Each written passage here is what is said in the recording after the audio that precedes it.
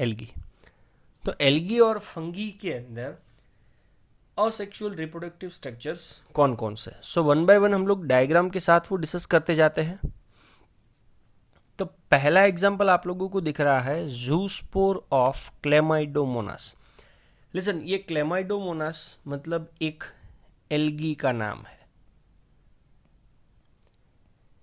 अब ये एल्गी के अंदर का ये जो डायग्राम दिख रहा है वो है जूस्पोर।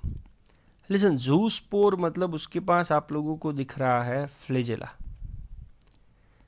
तो ये फ्लेजेला की वजह से जूस्पोर को हम लोग मोटाइल भी बोल सकते हैं। तो क्लेमाइडोमोनास के अंदर रिप्रोडक्टिव स्ट्रक्चर का नाम है जूस्पोर। मोटाइल है क्योंकि उसके पास फ्लेजेला की अवेलेबिलिटी है। Example number 2, conidia of Penicillium. Penicillium आप लोगों को पहले भी मैंने बताया हुआ है कि भाई it's a type of fungi.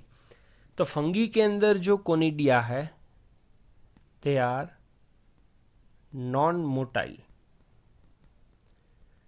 Because absence of flagella. Example number 3, buds within the hydra. अब आप लोगों को ये मैकेनिज्म तो पता ही है, लास्ट लेक्चर में भी हमने डिस्कस किया था कि भाई अनइक्वल माइटोसिस नाम के डिवीजन की वजह से पेरेंट बॉडी के साथ ये बर्ड जो है थोड़े टाइम तक अटैच रहेगा। वो टाइम के दौरान पेरेंट में से वो क्या एब्जॉर्ब करता रहेगा? न्यूट्रिशन। जैसे ही उसने न्यूट्रिशन एब्जॉर्ब कर लिया और उसकी साइज बढ़ गई, दे आर डिटेच और separate from the parent body and they are grow as a one individual और we can say that separate organisms. ऐसे ही एक एग्जाम्पल आप लोगों को दिख रहा है। Example number 4 is the gemmules within the sponges. भाई ये एक एक्वेटिक ऑर्गेनिज्म है।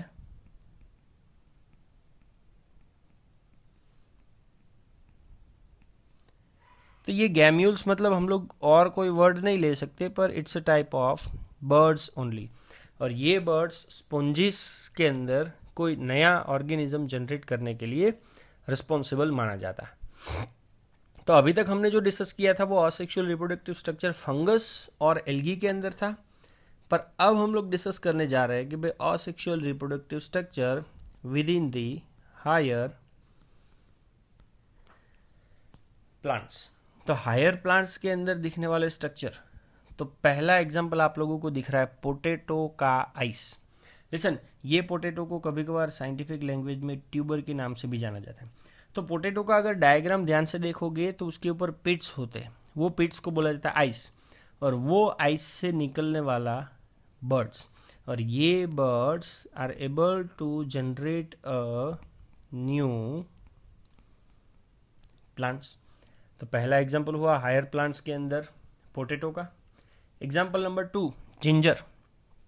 तो जिंजर के अंदर एक स्पेशलाइज स्ट्रक्चर दिखेगा जिसका नाम है राइजोम। लिसन, वो राइजोम की स्पेशलिटी प्रेजेंस ऑफ नोड, वो नोड से निकलने वाले buds as well as adventitious roots. तो ये नोड, बर्ड्स और एडवेंटिशियस रूट्स जो है they are capable to generate a new plants. पर ये सभी स्ट्रक्चर में जो आपको दिखा रहा हूं वो सभी के सभी स्ट्रक्चर्स है asexual reproductive structures within the higher plants. Example number 3, agave नाम का प्लांट।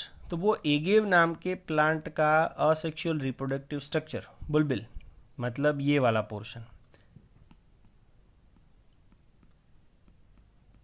ये बुलबिल के पास कैपेसिटी है, they are able to generate a new plants. Okay, example number 4, bryophyllum नाम की लीफ में से निकलने वाले लीफ बर्ड। लिसन, आप लोगों को पता है कि भाई ये लीफ के मार्जिन के बीच का गैप, वो गैप से निकलने वाले ये आप लोगों को डायग्राम में दिख रहे एडवेंटिशियस बर्ड्स, और ये buds are capable to generate a new plants. तो ये चौथा एग्जाम्पल हो गया। एग्जाम्पल नंबर 5, और वो प्लांट का नाम है वाटर हायसिंथ। वो वाटर हायसिंथ को कभी कभार आप लोग इकोर्निया के नाम से भी जान सकते हो, और यही ऑफसेट एक दूसरे प्लांट में भी दिखेगा जो प्लांट का नाम है पिस्टिया। लिसन, अब ये ऑफसेट मतलब क्या है? ये दो प्लांट है, चलो इसमें मैं इसको नाम दे देता हूं, ये है पेरेंटल प्लांट। पेरेंटल प्लांट के नोड में से ये थिक ब्रांचेस निकलेगी। जैसे ही ये थिक ब्रांचेस वाटर को टच करेगी, वहां से एक दूसरा नया प्लांट जनरेट हो जाएगा, और वो नया प्लांट जो जनरेट हुआ है उसे बोल सकते हैं ऑफस्प्रिंग प्लांट्स। तो ये जितने भी स्ट्रक्चर्स आपको मैंने दिखाए प्लांट के अंदर असेक्सुअली रिप्रोडक्शन के स्ट्रक्चर्स आपको मैंने अभी दिखाए। अब दो नाम यहां पे दिए हुए हैं कि भाई आप जब भी असेक्सुअल रिप्रोडक्शन वाला वर्ड यूज करते हो, they are specially for animals, and when we use the word vegetative reproduction, और वो वर्ड किसके लिए यूज होता है? प्लांट्स के लिए। तो आज से आप लोगों को दिमाग में बिठा लेना है कि भाई एनिमल्स के लिए अगर आप वर्ड यूज करोगे तो वो असेक्सुअल रिप्रोडक्शन, एंड प्लांट्स के लिए अगर आप वर्ड यूज करते हो तो वो होगा वेजिटेटिव रिप्रोडक्शन। तो within the plant there are the some unit of vegetative propagation. तो प्लांट के अंदर वेजिटेटिव प्रोपागेशन की यूनिट कौन कौन से? तो उसमें आप कंसिडर कर सकते हो, ये रहा पहला रनर। तो रनर के एग्जाम्पल्स है grass, oxalis, hydrocotyle. Example number 2 शकर, शकर में आप कंसिडर कर सकते हो मिंट। नंबर 3 स्टोलोन, स्टोलोन के अंदर आप एग्जाम्पल कंसिडर कर सकते हो नेफ्रोलेपिस या तो स्ट्रॉबेरी। और सभी के सभी क्या है? वेजिटेटिव प्रोपागेल्स। लिसन, अब आपको मैं डायग्रामेटिकली समझा देता हूं कि भाई ये चलो एक पेरेंटल प्लांट है, ये है सोइल का सरफेस। अब प्लांट में से ये दिख रहा है उसका नोड, नोड में से छोटा सा एक ब्रांच निकलता है। ये ब्रांच समझ लो जब भी सोइल की सरफेस को टच करेगा वहां से एक नया प्लांट बन जाएगा। तो ये जो ब्रांचेस है वो ब्रांचेस का कॉमन लैंग्वेज में नाम दिया जाता है रनर। तो ऐसे ही शकर होता है, ऐसे ही स्टोलोन होता है, बट कहीं ना कहीं थोड़े थोड़े वेरिएशंस के साथ, पर सभी के सभी है क्या? तो its unit of vegetative propagation, या तो उन सभी को कॉमन लैंग्वेज में बोला जाता है ऑल आर वेजिटेटिव प्रोपागल्स।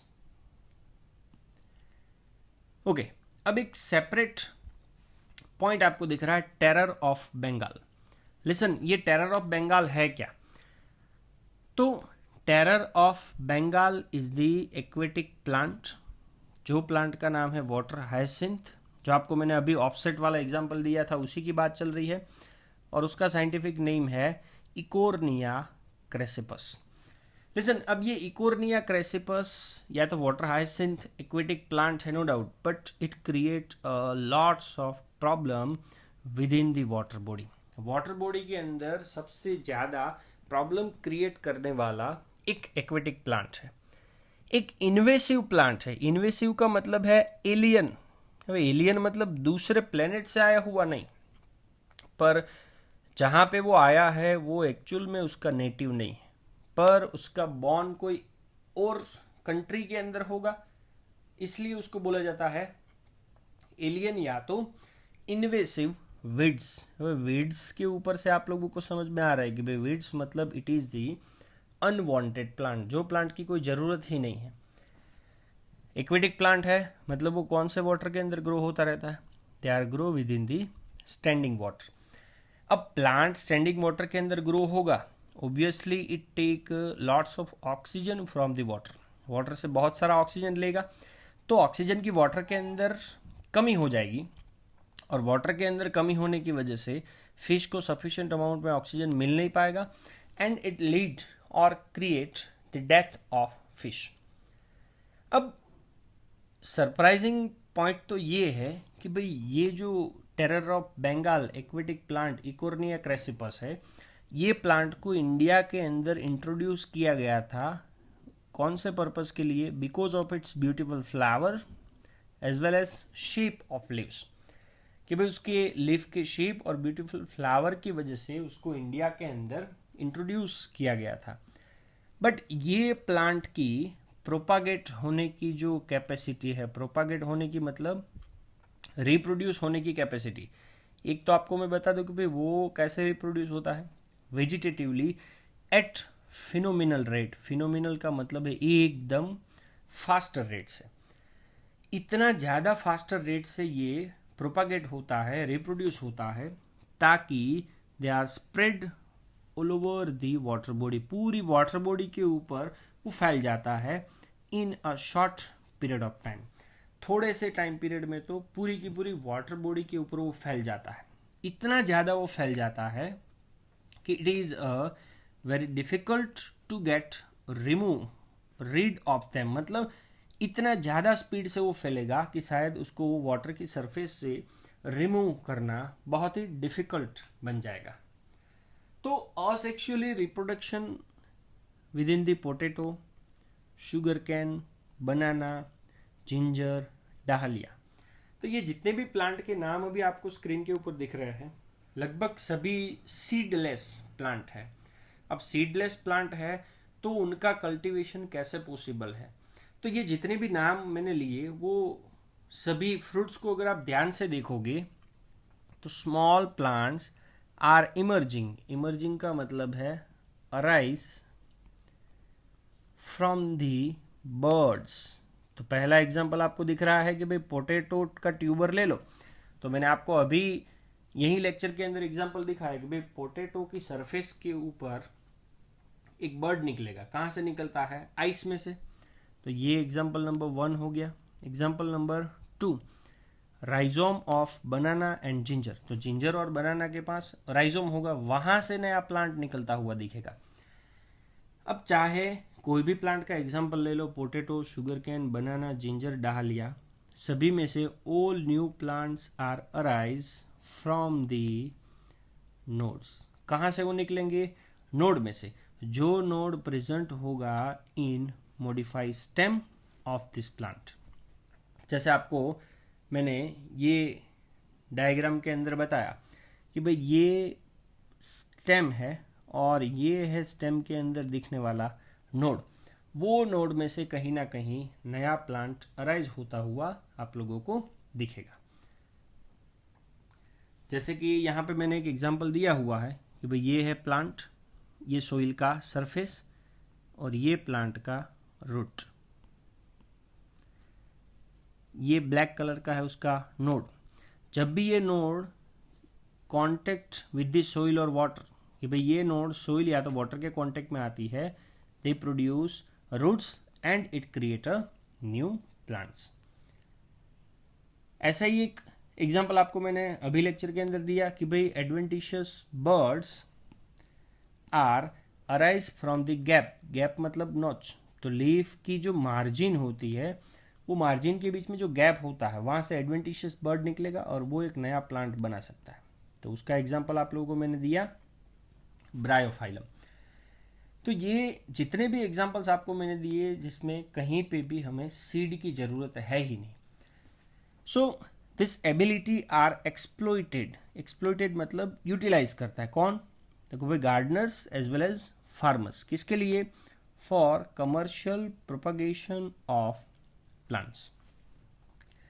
कि भाई ऐसे प्लांट्स हो जिनके पास सीड्स है ही नहीं, पर सीड की हमें शायद ज़रूरत भी नहीं है, उनको रिप्रोडक्शन असेक्सुअली ही करवाया जा सकता है। तो गार्डनर्स और फार्मर्स क्या करते हैं कि भाई ये मेथड को उसके कमर्शियल प्रोडक्शन के लिए यूटिलाइज्ड करते हैं। नेक्स्ट पॉइंट, तो असेक्सुअल रिप्रोडक्शन ज़्यादातर कौन से ऑर्गेनिजम्स के अंदर देखा जाएगा? तो asexual reproduction are mostly takes place within the simple organisation animals like algae as well as fungi. तो एल्गी और फंगी के अंदर ज़्यादातर असेक्सुअल रिप्रोडक्शन ही दिखता है, पर कभी कभार ये एल्गी और फंगी के अंदर दिखने वाला asexual reproduction are also shifted to the sexual method of reproduction। पर कब? ऐसे टाइम पे during the time of attack और onset of adverse condition. Listen, adverse का मतलब है अनफेवरेबल कंडीशन। अनफेवरेबल कंडीशन के टाइम पे इनके अंदर सेक्सुअल रिप्रोडक्शन भी दिखेगा। सो अब अगर सेपरेट करो तो हायर प्लांट्स के अंदर असेक्सुअल रिप्रोडक्शन भी दिखेगा as well as sexual mode of reproduction भी दिखेगा। पर ये कौन सी बात कर रहा हूं मैं? हायर प्लांट्स की बात कर रहा हूं। पर जब भी एनिमल्स की बात आती है, they only shows the sexual mode of reproduction. तो ये था discussion related with the asexual reproduction. Thank you very much. जय हिंद।